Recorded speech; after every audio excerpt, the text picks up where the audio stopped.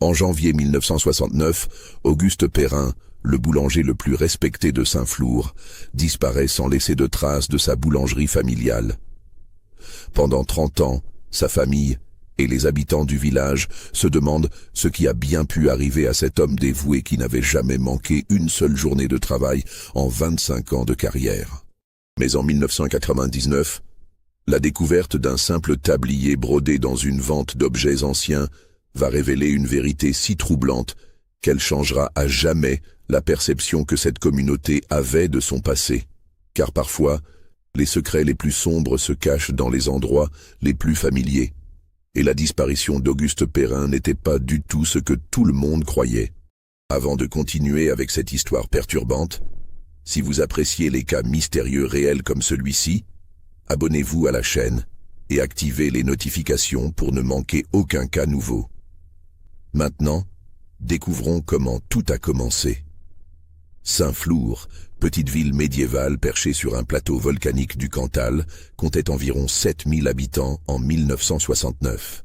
Cette cité de caractère, dominée par sa cathédrale gothique et ses remparts anciens, vivait principalement de l'agriculture et du commerce local. L'hiver y était particulièrement rude, avec des températures souvent négatives et des vents violents qui balayaient les hauteurs du Massif central. Auguste Perrin avait ouvert sa boulangerie rue des Lacs en 1944, juste après la Libération. À 52 ans en 1969, c'était un homme robuste aux cheveux grisonnants, aux mains calleuses par des décennies de pétrissage. Marié à Marguerite, infirmière à l'hôpital municipal depuis 15 ans, il était père de Jean-Claude, 28 ans, instituteur à l'école primaire du centre-ville depuis 3 ans. La boulangerie Perrin était plus qu'un simple commerce dans cette petite communauté soudée par les traditions. C'était un véritable lieu de rencontre où les habitants venaient chercher leur nouvelle quotidienne en même temps que leur pain. Auguste connaissait les goûts de chacun, se souvenait des anniversaires de tous les enfants du quartier, offrait parfois un croissant aux plus sages d'entre eux.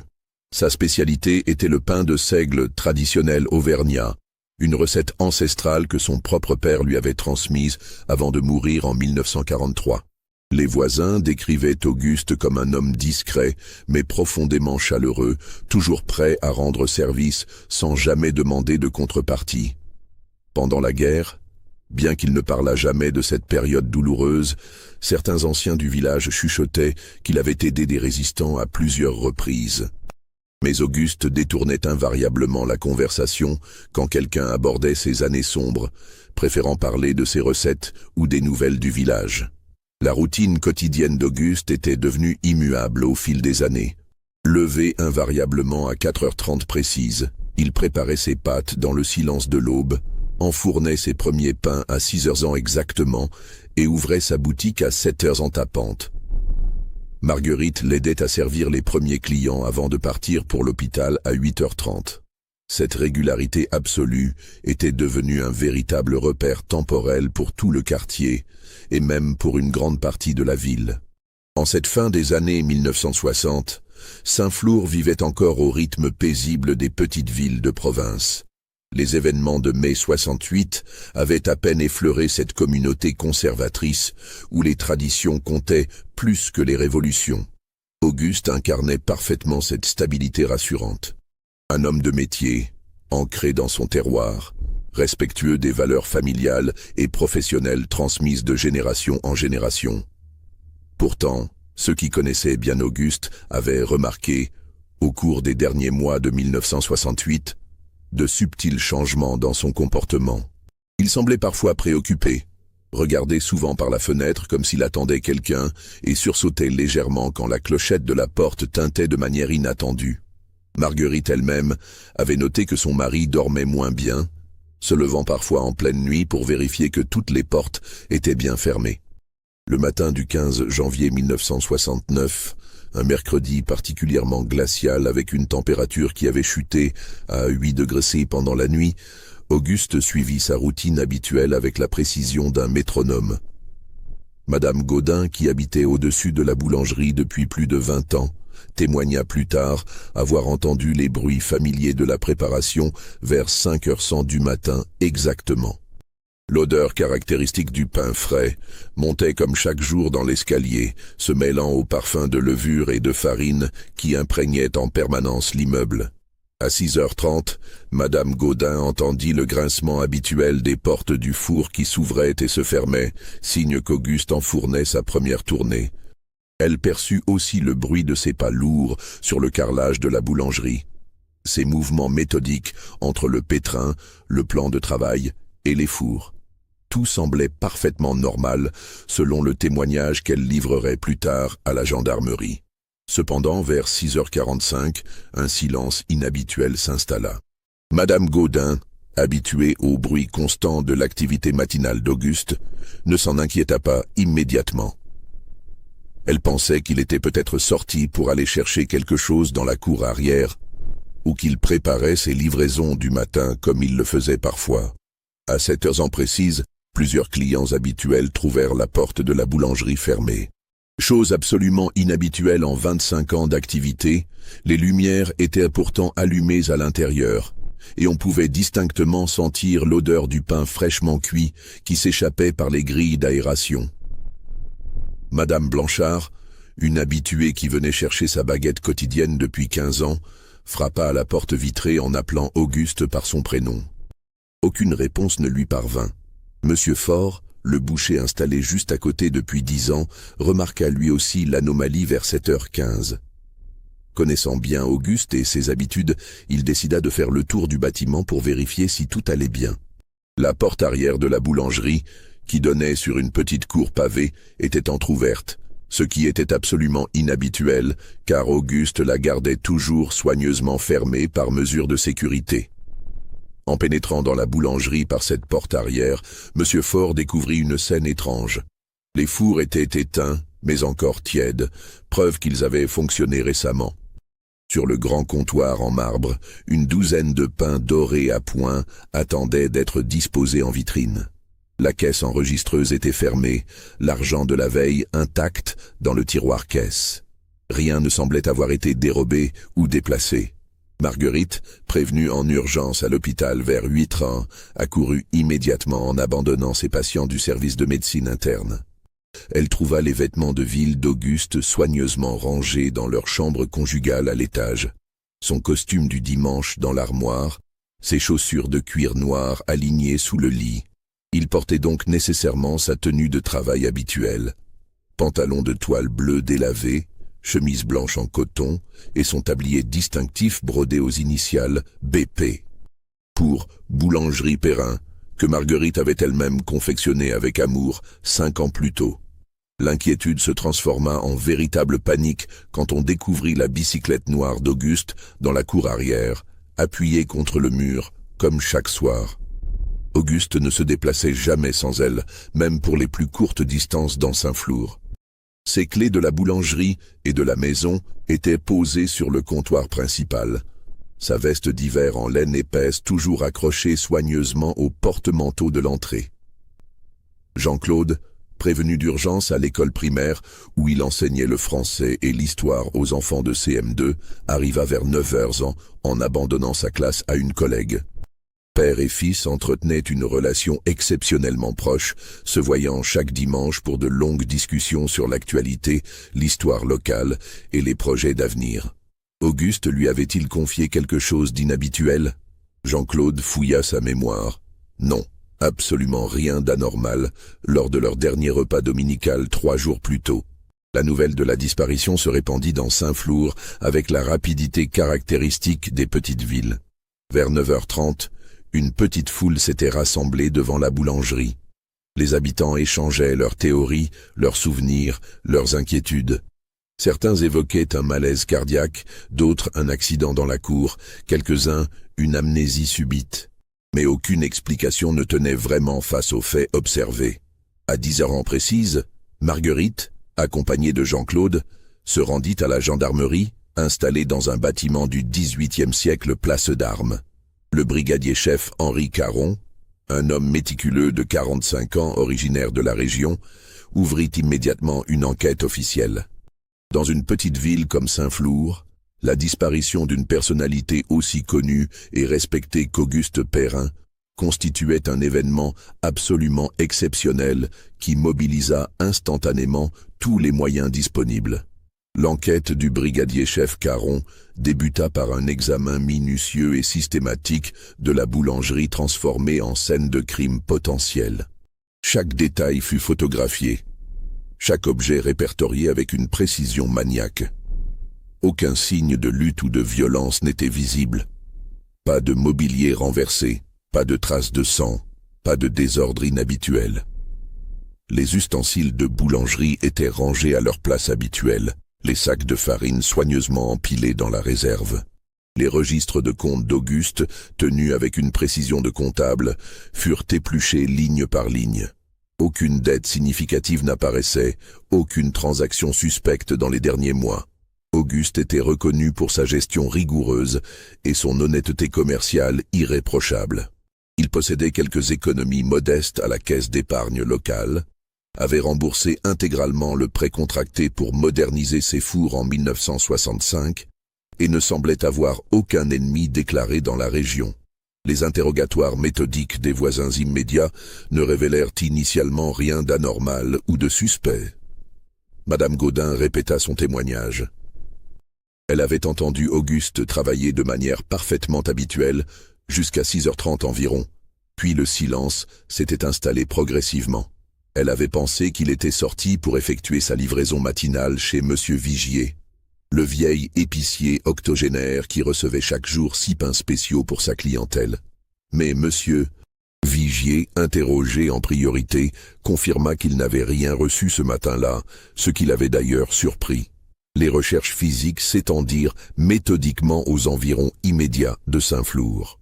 Les gendarmes, renforcés par des militaires du service national, fouillèrent systématiquement les chemins de campagne environnants, les granges abandonnées nombreuses dans cette région agricole, les berges sinueuses du Lot qui serpentaient dans la vallée. Des battues, organisées avec les habitants, mobilisèrent jusqu'à 60 volontaires certains jours.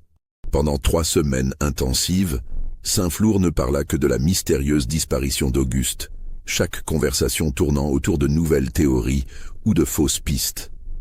Une piste semblait initialement prometteuse. Monsieur Delmas, conducteur expérimenté du car de ramassage scolaire depuis 15 ans, témoigna avoir aperçu un homme en tenue de travail clair, marchant seul sur la route départementale, en direction de Ruines-en-Margeride, vers 7h15 précise. Mais la description demeurait frustrante de vagueur. Taille moyenne, démarche normale, visibilité considérablement réduite par le brouillard matinal, particulièrement dense ce jour-là. Impossible d'identifier formellement Auguste, ou même de confirmer qu'il s'agissait bien d'un boulanger. Le brigadier-chef Caron interrogea longuement et à plusieurs reprises Marguerite et Jean-Claude, fouillant chaque aspect de la vie privée d'Auguste. Y avait-il des problèmes conjugaux cachés, des soucis de santé non déclarés, des dettes secrètes ou des investissements hasardeux? Marguerite se montrait catégorique et cohérente. Auguste était l'homme le plus stable et prévisible qu'elle connaissait. Jamais de disputes sérieuses en 24 ans de mariage, jamais de secrets entre eux, jamais de comportements inexplicables ou de sorties nocturnes mystérieuses. Pourtant, en approfondissant méthodiquement son enquête et en recoupant différents témoignages, Caron découvrit quelque chose d'intrigant qui contredisait partiellement cette image de transparence absolue. Auguste recevait effectivement parfois des visites tardives et discrètes, après la fermeture officielle de la boulangerie à 19h30. Madame Gaudin l'avait remarqué à plusieurs reprises au cours des 6 derniers mois, sans y attacher d'importance particulière sur le moment. Ces visiteurs étaient toujours des hommes qu'elle ne connaissait pas, qui arrivaient généralement entre 20 et 21 ans, entraient discrètement par la porte arrière de la boulangerie et repartaient rapidement après des entretiens qui ne dépassaient jamais 1 heure. Elle avait noté qu'ils ne ressemblaient pas aux clients habituels. Mieux habillés, plus âgés, parlant parfois avec des accents qui n'étaient pas de la région. Quand le brigadier-chef Caron questionna Marguerite spécifiquement sur ce point précis, elle parut sincèrement troublée et surprise. Auguste lui avait effectivement mentionné que d'anciens camarades de guerre passaient parfois le saluer pour évoquer leurs souvenirs communs, Mais elle n'avait jamais assisté à ces rencontres, ni rencontré ces hommes. Elle n'avait pas insisté sur le sujet, respectant la réticence évidente de son mari à évoquer cette période traumatisante de sa jeunesse. Cette piste nouvelle et inattendue mena logiquement Caron à interroger systématiquement tous les anciens résistants connus de la région. Une démarche délicate, car beaucoup préféraient encore garder le silence sur leurs activités clandestines. Auguste avait-il été officiellement membre d'un réseau organisé? Les témoignages recueillis étaient frustrants de contradictions et d'imprécisions. Certains se souvenaient vaguement de lui comme d'un sympathisant qui avait rendu quelques services ponctuels. D'autres prétendaient fermement ne pas le connaître du tout dans ce contexte. L'enquête révéla progressivement qu'Auguste avait effectivement participé à des activités de résistance entre 1942 et 1944, mais de manière apparemment limitée et prudente. Sa boulangerie avait servi occasionnellement de boîte aux lettres pour des messages codés, et il avait fourni discrètement du pain à des maquisards cachés dans les forêts environnantes. Rien d'exceptionnel dans une région où la plupart des commerçants avaient aidé la résistance d'une manière ou d'une autre. Mais pourquoi des anciens résistants venaient-ils encore voir Auguste en 1968, plus de 20 ans après la fin de la guerre? Cette question centrale intriguait profondément le brigadier-chef Caron, qui sentait qu'elle contenait peut-être la clé du mystère. Les anciens combattants qu'il interrogeait se montraient tous évasifs sur ce point, prétextant des problèmes de mémoire ou l'usure du temps. Une découverte fortuite fit progresser l'enquête de manière inattendue. En fouillant minutieusement la chambre conjugale des Perrin, Caron découvrit dans une boîte à chaussures au fond de l'armoire une collection de photographies de guerre qu'Auguste avait soigneusement conservées. Parmi elles, plusieurs clichés montraient Auguste en compagnie d'hommes en armes dans des paysages forestiers qui correspondaient aux descriptions des maquis locaux.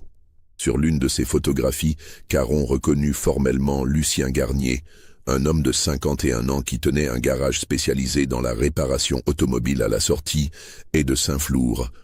Garnier avait été brièvement interrogé au début de l'enquête comme simple connaissance d'Auguste. Mais ses réponses avaient été si évasives et peu convaincantes que Caron décida de l'interroger à nouveau de manière plus approfondie. Lucien Garnier était un homme trapu aux cheveux noirs, aux mains tachées de cambouis, qui avait la réputation d'être un mécanicien compétent mais peu sociable. Installé à Saint-Flour depuis 1947, il vivait seul dans un petit appartement au-dessus de son garage, entretenait peu de relations sociales et passait ses soirées à boire dans les cafés du centre-ville. Quand Caron le convoqua pour un second interrogatoire, Garnier manifesta une nervosité évidente qui attira immédiatement l'attention de l'enquêteur expérimenté.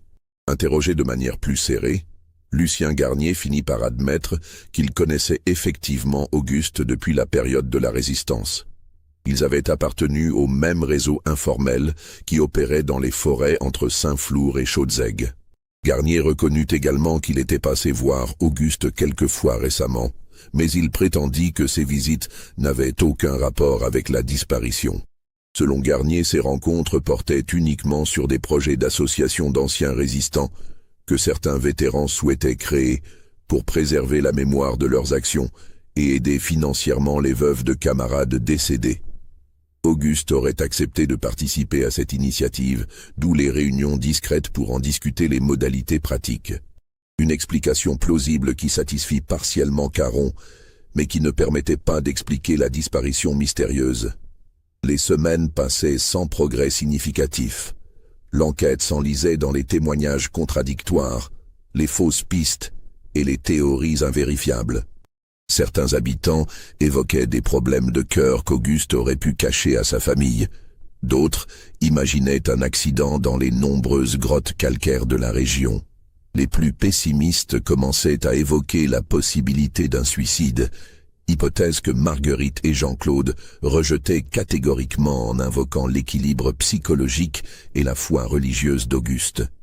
Une piste judiciaire émergea quand on découvrit qu'Auguste avait retiré 2000 francs de son compte d'épargne 3 jours avant sa disparition, soit une somme importante pour l'époque. Mais Marguerite expliqua immédiatement cette transaction.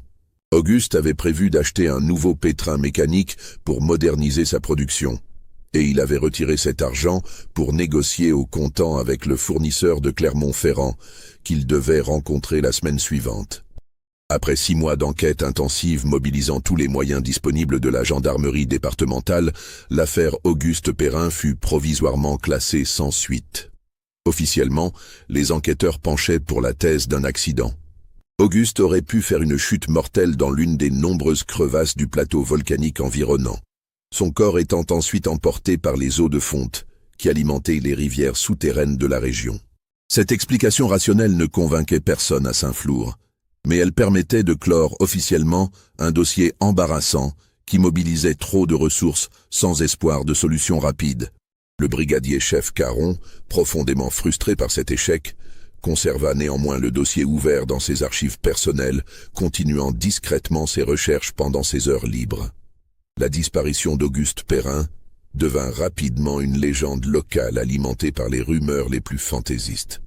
Certains prétendaient l'avoir aperçu dans des villes lointaines, d'autres imaginaient qu'il avait rejoint un monastère pour expier des fautes secrètes. Les théories les plus romanesques évoquaient une liaison cachée ou une seconde famille découverte tardivement. Mais aucune de ces hypothèses ne résistait à l'analyse rationnelle de la personnalité d'Auguste, telle que la décrivaient unanimement tous ceux qui l'avaient connu. Marguerite ne se remit jamais vraiment de cette disparition brutale et inexpliquée. Elle continua consciencieusement son travail d'infirmière à l'hôpital municipal, mais ses collègues notaient sa tristesse permanente, son sourire forcé, sa tendance à sursauter au moindre bruit inattendu. Elle gardait précieusement la boulangerie fermée, incapable émotionnellement de se résoudre à la vendre ou à la louer. Chaque matin, en se rendant à l'hôpital, elle passait devant la vitrine poussiéreuse, espérant peut-être inconsciemment voir Auguste réapparaître avec son tablier et son sourire familier. Jean-Claude prit un congé sabbatique de plusieurs mois pour soutenir psychologiquement sa mère et mener ses propres recherches privées. Il contacta méthodiquement d'anciens prisonniers de guerre, des associations d'anciens combattants dans toute la France, des bureaux de recherche de personnes disparues. Il fit publier des avis de recherche dans les journaux régionaux, écrivit aux mairies de dizaines de communes, interrogea tous les témoins potentiels que la gendarmerie n'avait pas pu retrouver. Rien. Son père semblait littéralement avoir disparu de la surface de la terre, sans laisser la moindre trace exploitable. Les théories les plus diverses continuaient de circuler dans Saint-Flour et les villages environnants. Certains évoquaient une amnésie traumatique qui aurait poussé Auguste à errer sans reconnaître sa propre identité. D'autres imaginaient qu'il avait été témoin d'un crime et avait été éliminé pour garantir son silence. Les plus romantiques pensaient qu'Auguste avait retrouvé un amour de jeunesse et avait choisi de recommencer sa vie sous une nouvelle identité. Les plus cyniques évoquaient des dettes de jeu cachées ou une double vie révélée au grand jour.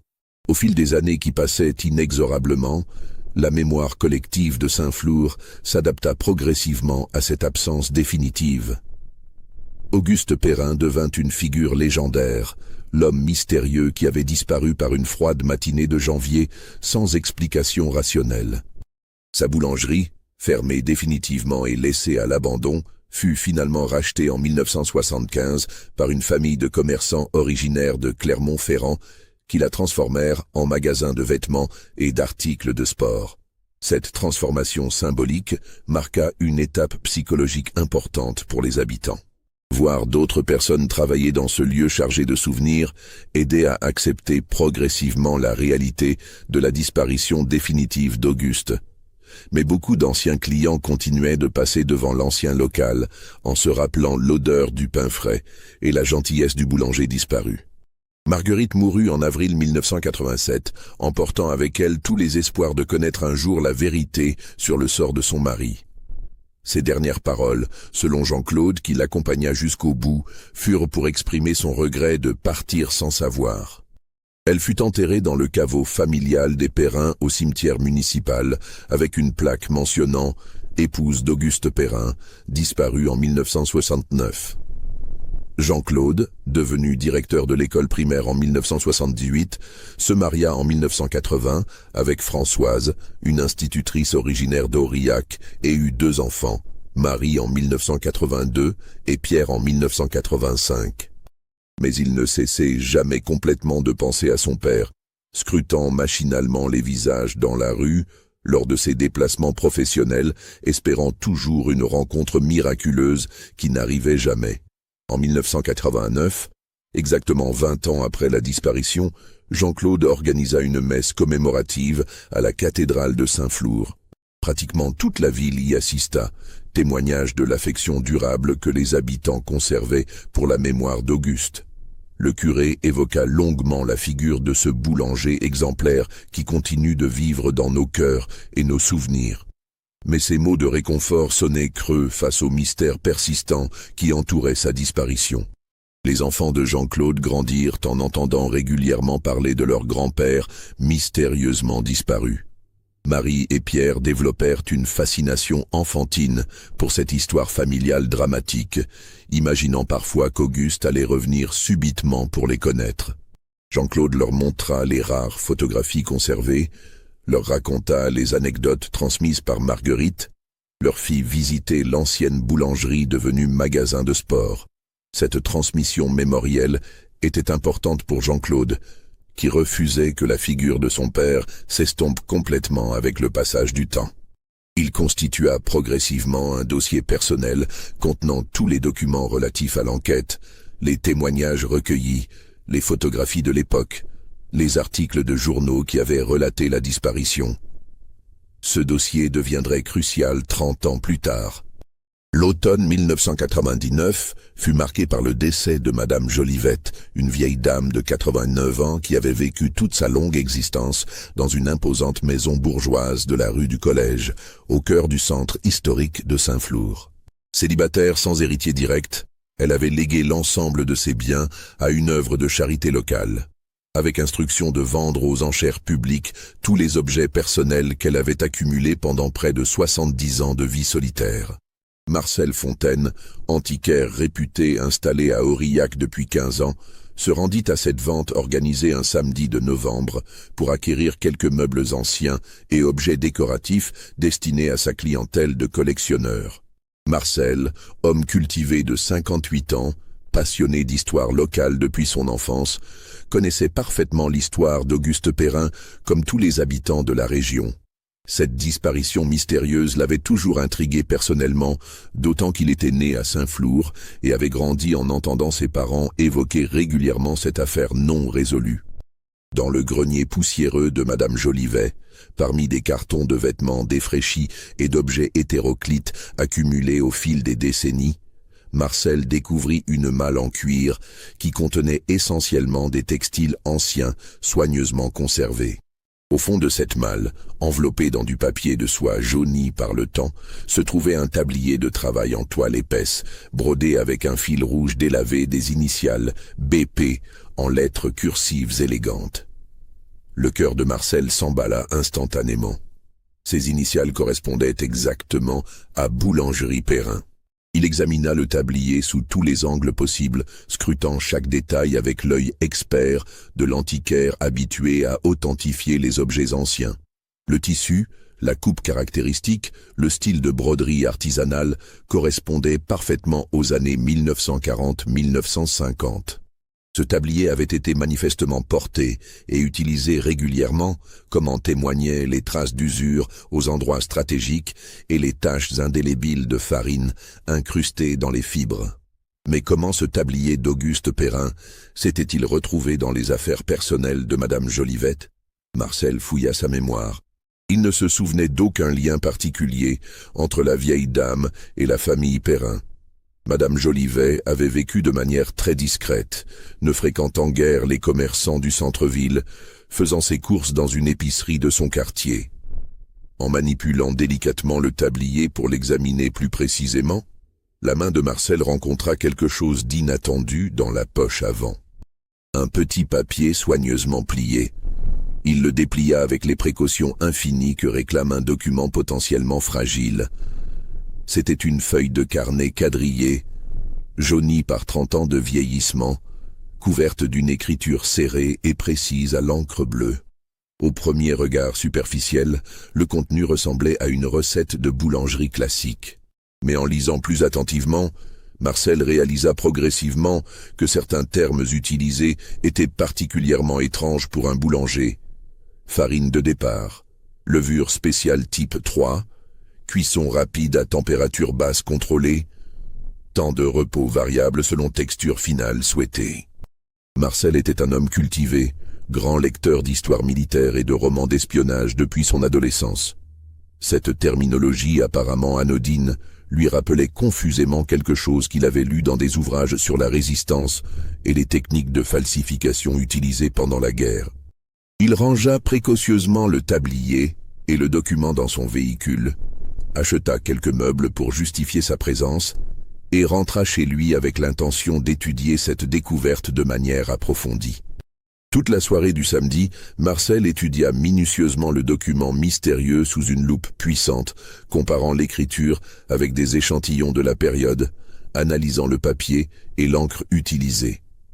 Progressivement, une vérité effroyable émergea de cette analyse patiente. Cette recette était en réalité un manuel codé décrivant avec précision les techniques de fabrication de faux papiers d'identité.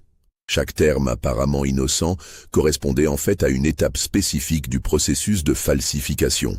Farine de départ désignait le papier vierge de qualité officielle. Levure spéciale, les produits chimiques nécessaires pour altérer et vieillir artificiellement les documents.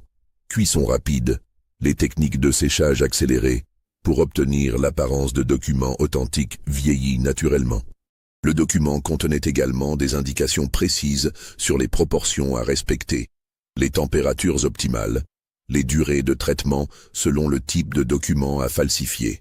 C'était manifestement l'œuvre de quelqu'un qui maîtrisait parfaitement ces techniques délicates et dangereuses, probablement acquises pendant la période de la Résistance où la fabrication de faux papiers était une nécessité vitale. Marcel comprit immédiatement les implications terrifiantes de cette découverte. Auguste Perrin, le boulanger respecté et aimé de tous, avait été impliqué dans des activités clandestines, bien au-delà de ce que tout le monde imaginait. Mais dans quel contexte? Pourquoi avait-il conservé ce document extrêmement compromettant? Et surtout, quel rapport cette activité secrète avait-elle avec sa disparition mystérieuse? Le dimanche matin, après une nuit blanche passée à retourner toutes ces questions dans sa tête, Marcel prit une décision courageuse. Il contacta Jean-Claude Perrin. À 58 ans, l'ancien instituteur était devenu une personnalité respectée de Saint-Flour, maire adjoint chargé des affaires culturelles depuis 1995, père de famille équilibré qui avait réussi à reconstruire sa vie malgré le traumatisme de la disparition paternelle. L'appel téléphonique de Marcel bouleversa profondément Jean-Claude.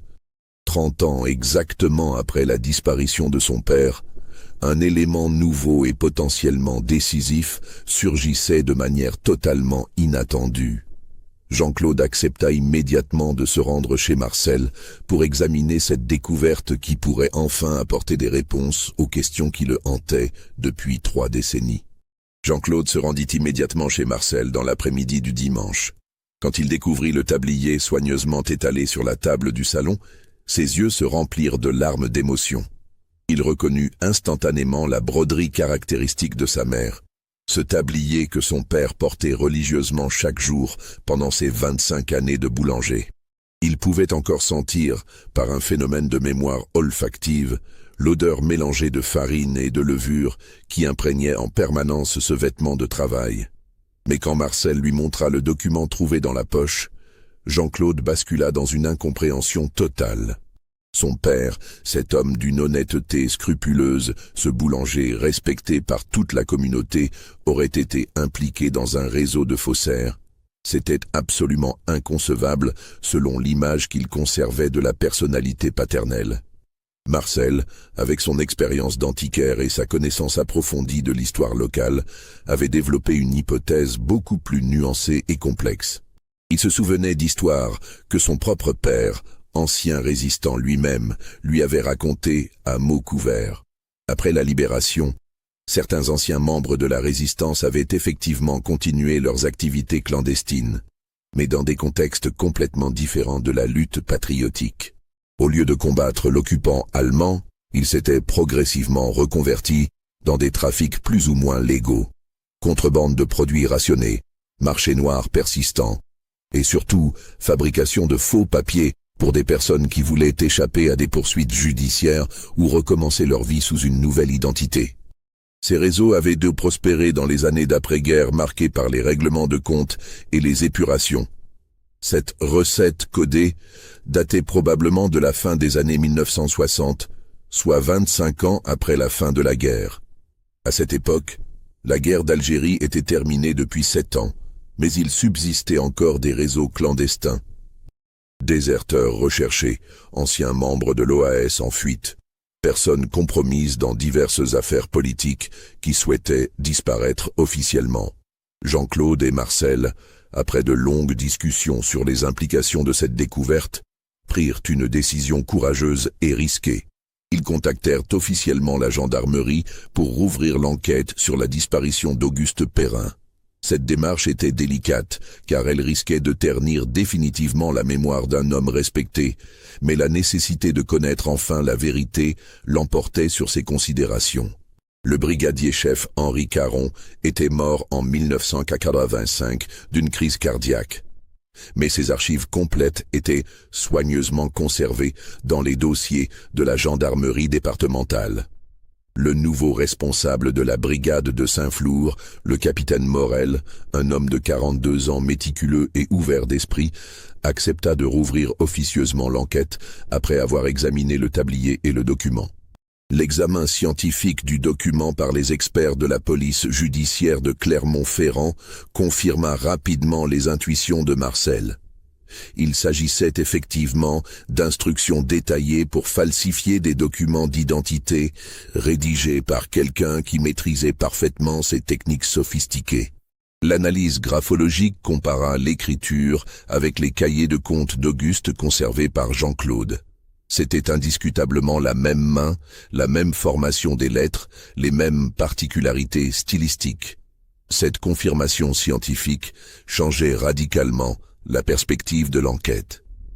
Auguste Perrin n'était plus seulement un boulanger honnête mystérieusement disparu. Il était manifestement impliqué dans un réseau clandestin de falsification, probablement contraint plutôt que volontaire compte tenu de sa personnalité connue. Mais qui étaient ses complices? Dans quelles circonstances avait-il été entraîné dans ses activités? Et surtout, pourquoi avait-il conservé ce document extrêmement compromettant? Le capitaine Morel entreprit méthodiquement de retrouver et réinterroger tous les témoins encore vivants de l'enquête de 1969. Madame Gaudin était décédée en 1994, mais son fils aîné se souvenait parfaitement des récits détaillés que sa mère faisait de cette période troublante. Ces mystérieux visiteurs nocturnes d'Auguste étaient effectivement de plus en plus fréquents dans les derniers mois de 1968, et Madame Gaudin avait noté qu'Auguste semblait progressivement plus stressé, moins jovial, moins disponible pour les conversations amicales avec ses clients habituels. Une piste particulièrement prometteuse émergea de la relecture attentive des notes d'enquête du brigadier-chef Caron. Celui-ci avait soigneusement noté le nom de Lucien Garnier, cet ancien résistant qui tenait un garage automobile à la sortie de Saint-Flour. Garnier avait été interrogé brièvement en 1969, mais ses réponses avaient été délibérément évasives et peu coopératives, ce qui avait éveillé les soupçons de l'enquêteur expérimenté. Lucien Garnier était mort en 1993 d'un cancer du poumon. Mais sa veuve était encore vivante et résidait dans une maison de retraite médicalisée à Aurillac. Madame Garnier, âgée de 84 ans mais conservant une mémoire remarquablement précise, accepta de recevoir le capitaine Morel pour évoquer cette période lointaine qu'elle avait longtemps préféré oublier. Cette vieille dame alerte et lucide confirma sans hésitation que son défunt mari avait effectivement bien connu Auguste Perrin pendant la période de la Résistance entre 1942 et 1944.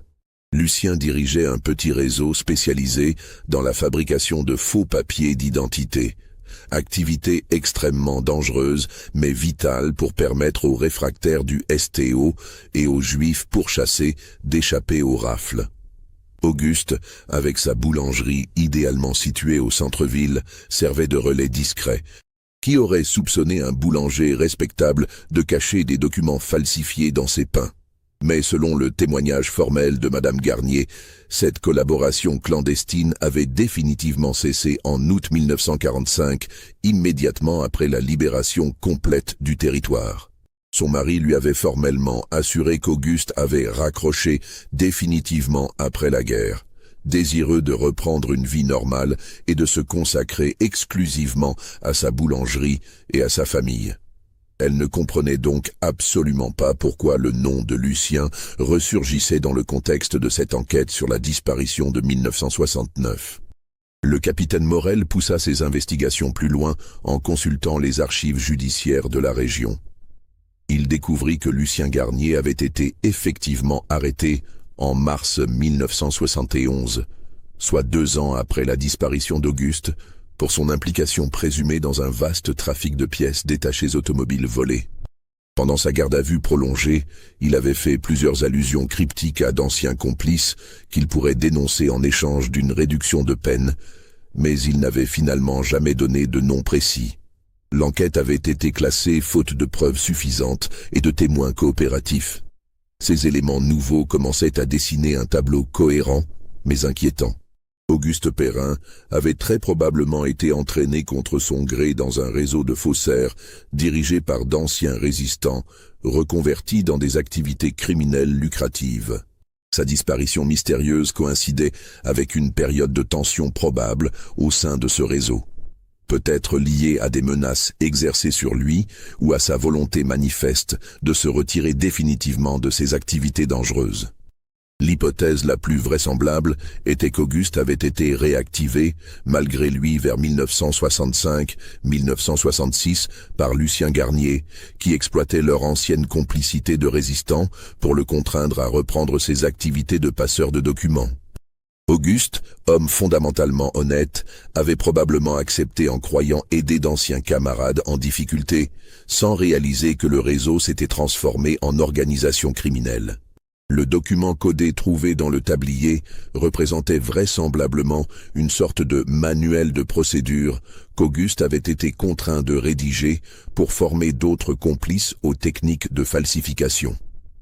Le fait qu'il l'ait conservé cachement suggérait soit qu'il préparait une dénonciation, soit qu'il constituait des preuves pour se protéger en cas de chantage. L'enquête prit une tournure décisive quand le capitaine Morel réussit à retrouver Raymond Dufour, 79 ans, ancien ouvrier mécanicien qui avait travaillé dans le garage de Lucien Garnier entre 1965 et 1973. Dufour vivait dans une petite maison délabrée de la banlieue de Saint-Flour, subsistant avec une maigre retraite, et visiblement rongé par l'alcoolisme chronique et des remords persistants qui l'avaient isolé socialement. Quand le capitaine Morel mentionna le nom d'Auguste Perrin et l'enquête sur sa disparition, Raymond Dufour devint instantanément livide et se mit à trembler de manière visible. Après plusieurs heures d'interrogatoire patient et psychologiquement éprouvant, il finit par s'effondrer et avouer qu'il connaissait la vérité complète sur cette affaire depuis exactement 30 ans. Son témoignage détaillé et cohérent reconstitua intégralement les dernières semaines tragiques de la vie d'Auguste Perrin. Selon Dufour, Lucien Garnier avait effectivement monté un réseau sophistiqué de faussaires dans les années suivant la guerre. Il utilisait cyniquement son statut respecté d'ancien héros de la résistance pour recruter des complices, souvent en faisant chanter d'anciens collaborateurs compromis ou en exploitant la loyauté nostalgique de camarades de maquis. Auguste Perrin avait été réactivé vers 1965, quand Garnier avait eu besoin de sa boulangerie pour perfectionner ses techniques de dissimulation. La méthode était particulièrement ingénieuse. Les documents falsifiés étaient glissés dans des pains spéciaux, préparés selon des codes précis, puis livrés discrètement à des clients particuliers qui récupéraient leur nouvelle identité en même temps que leur commande alimentaire. Auguste avait initialement accepté cette collaboration en croyant sincèrement aider d'anciens maquisards en difficulté financière ou administrative. Garnier lui présentait chaque client comme un ancien résistant victime de l'injustice bureaucratique ou des règlements de compte de l'épuration. Cette justification patriotique avait convaincu Auguste, qui conservait un profond respect pour ses anciens camarades de lutte. Mais en janvier 1969, Auguste avait brutalement découvert la véritable nature criminelle du trafic auquel il participait involontairement. Un client particulièrement bavard lui avait avoué qu'il était en réalité un ancien membre de l'OAS, recherché par la police pour sa participation à des attentats en Algérie. Auguste avait alors réalisé avec horreur qu'il aidait des criminels et des terroristes, pas des héros injustement persécutés. Cette révélation avait provoqué chez le boulanger honnête une crise de conscience majeure. Il avait immédiatement menacé de tout révéler à la gendarmerie et de témoigner contre l'ensemble du réseau. Garnier et ses complices ne pouvaient évidemment pas se permettre une telle dénonciation qui aurait entraîné l'effondrement de leur organisation lucrative et leur incarcération certaine. Ils avaient d'abord tenté de raisonner Auguste en lui faisant miroiter des gains financiers importants. Puis, ils avaient essayé de l'intimider en évoquant les conséquences dramatiques qu'aurait sa dénonciation sur d'anciens résistants innocents qui seraient impliqués par ricochet. Mais Auguste, homme de principe, était demeuré inébranlable dans sa détermination à se retirer du réseau et à assumer les conséquences de sa dénonciation. La nuit du 14 au 15 janvier 1969, Lucien Garnier, accompagné de 2 complices, s'était rendu discrètement à la boulangerie par la porte arrière. Ils avaient attendu patiemment qu'Auguste termine son travail matinal habituel, espérant peut-être le convaincre une dernière fois de garder le silence. Vers 6h30, ils l'avaient confronté une ultime fois dans un climat de tension extrême. Devant le refus catégorique d'Auguste de revenir sur sa décision de dénonciation, Garnier avait perdu son sang-froid et l'avait violemment frappé au visage. Auguste, surpris et déséquilibré, était tombé à la renverse, sa tête heurtant mortellement le coin du lourd comptoir en marbre. La mort avait été instantanée, résultat d'un traumatisme crânien massif. Selon le témoignage détaillé de Raymond Dufour, Auguste Perrin était donc mort accidentellement, mais les conséquences pratiques demeuraient identiques à celles d'un meurtre prémédité. Lucien Garnier et ses 2 complices avaient immédiatement paniqué face à cette situation dramatique qu'ils n'avaient pas anticipée. Ils avaient rapidement transporté le corps inanimé d'Auguste dans le coffre d'une voiture, puis l'avaient conduit dans la nuit vers une ancienne mine de charbon désaffectée, située sur le plateau de la Margeride, à une 40aine de kilomètres de Saint-Flour. Cette mine abandonnée, depuis les années 1930, constituait une cachette idéale, car elle était située dans une zone isolée, rarement fréquentée, et ses puits profonds permettaient de faire disparaître définitivement un corps. La question du tablier d'Auguste retrouvé chez Madame Jolivet trouvait également son explication dans ce témoignage accablant. Garnier avait soigneusement récupéré tous les effets personnels d'Auguste pour éviter que la police ne découvre des traces compromettantes du réseau de falsification. Il avait ensuite donné le tablier à sa maîtresse de l'époque, en l'occurrence Madame Jolivet elle-même, qu'il avait conservé sans jamais connaître son origine tragique ni sa signification historique. La recette codée trouvée dans la poche du tablier constituait en réalité une sorte de message d'adieu qu'Auguste avait rédigé dans ses derniers jours.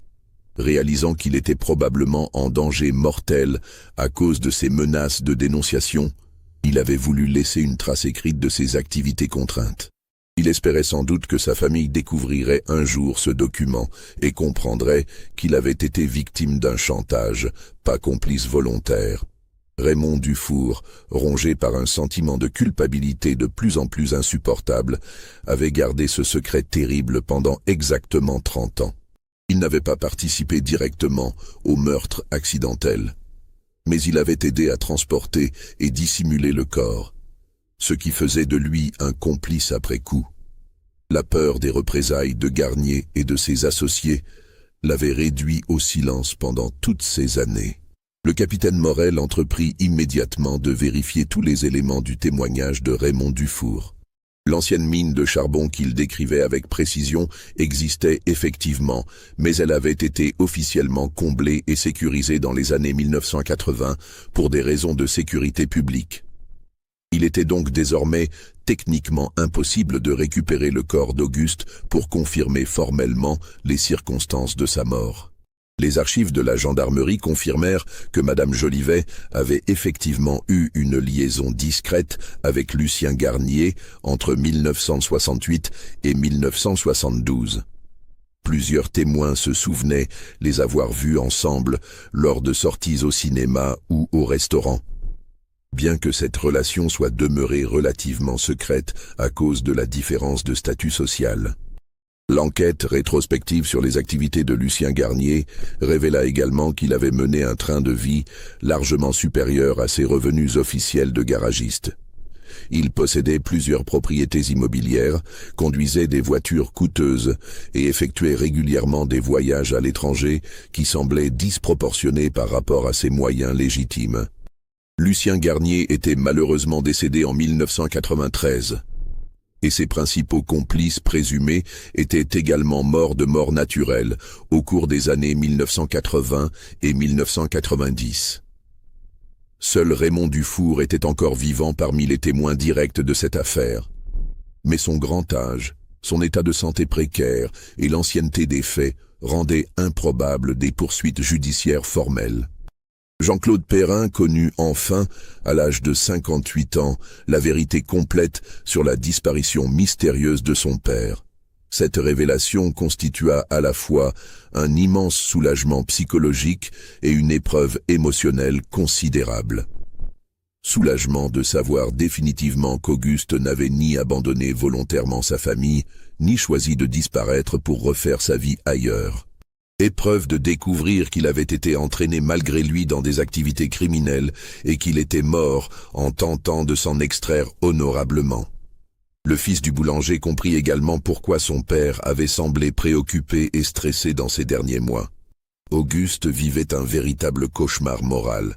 Contraint de participer à des activités qui violaient ses convictions profondes, il cherchait désespérément un moyen de s'en sortir sans compromettre d'anciens camarades qu'il croyait encore honorables. Jean-Claude organisa une 3e cérémonie commémorative en juin 2000, exactement 31 ans après la disparition. Cette fois, il put présenter publiquement son père comme une victime authentique, un homme fondamentalement honnête qui avait été manipulé et exploité par des criminels ayant trahi les idéaux de la résistance. La cérémonie attira une foule encore plus nombreuse que les précédentes, témoignage de l'émotion suscitée par cette révélation tardive. L'histoire d'Auguste Perrin illustrait tragiquement la complexité morale des lendemains de guerre. Des hommes qui avaient été des héros authentiques pendant l'occupation s'étaient progressivement transformés en criminels opportunistes. D'autres, comme Auguste, avaient été entraînés involontairement dans des réseaux qu'ils ne comprenaient pas complètement ou dont ils découvraient tardivement la véritable nature. Le tablier brodé, conservé précieusement par Jean-Claude, devint un symbole poignant de cette tragédie familiale et collective. Ce simple vêtement de travail avait traversé 30 années d'histoire pour révéler finalement un secret que personne n'aurait jamais imaginé. Il témoignait de la manière dont les objets les plus anodins peuvent porter en eux la mémoire des drames humains. Marcel Fontaine, l'antiquaire dont la découverte fortuite avait permis de résoudre ce mystère, devint un ami proche de la famille Perrin. Passionné par cette révélation historique, il se spécialisa dans l'étude de l'histoire de la résistance et des réseaux clandestins de l'après-guerre, contribuant par ses recherches à faire mieux connaître cette période complexe et méconnue de l'histoire locale. Saint-Flour apprit progressivement à regarder son passé avec un œil différent et plus nuancé. Cette petite ville apparemment tranquille avait abrité des secrets terribles et des tragédies humaines profondes. Les anciens habitants se souvenaient maintenant de détails qu'ils avaient négligés ou mal interprétés à l'époque. Les visites nocturnes mystérieuses, les comportements étranges de certaines personnes, les disparitions inexpliquées qui avaient ponctué les années d'après-guerre.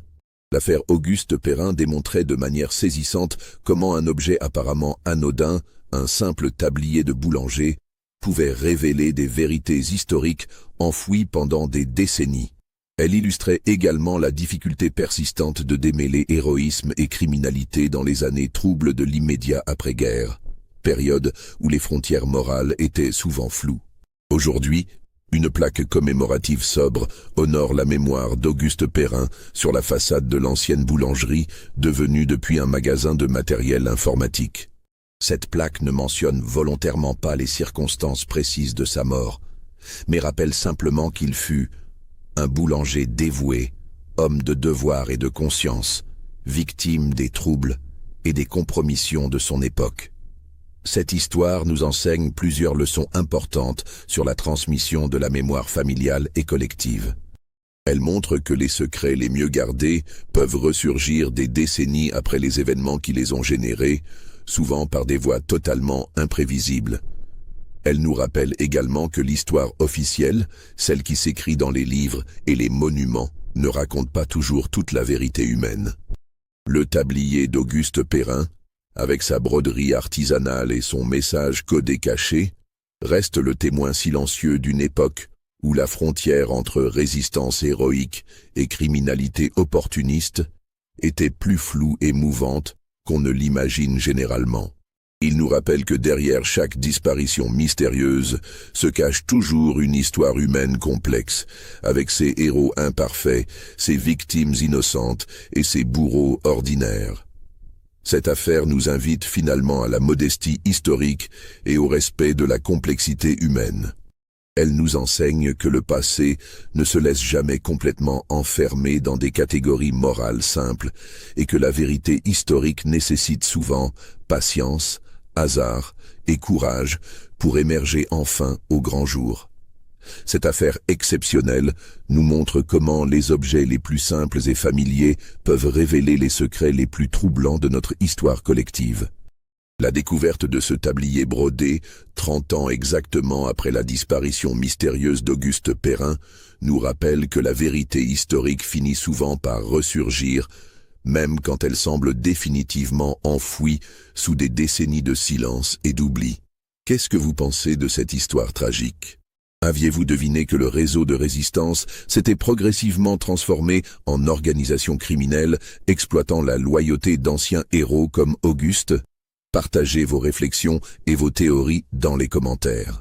Si vous avez apprécié cette reconstitution minutieuse d'un fait divers qui a profondément marqué l'histoire de Saint-Flour et révélé les zones d'ombre de l'après-guerre, n'oubliez pas de vous abonner à la chaîne et d'activer les notifications pour ne manquer aucune de nos enquêtes. Laissez votre like si cette histoire vous a touché et ému et partagez-la avec quelqu'un qui s'intéresse aussi à ces mystères du passé et à la complexité de la nature humaine.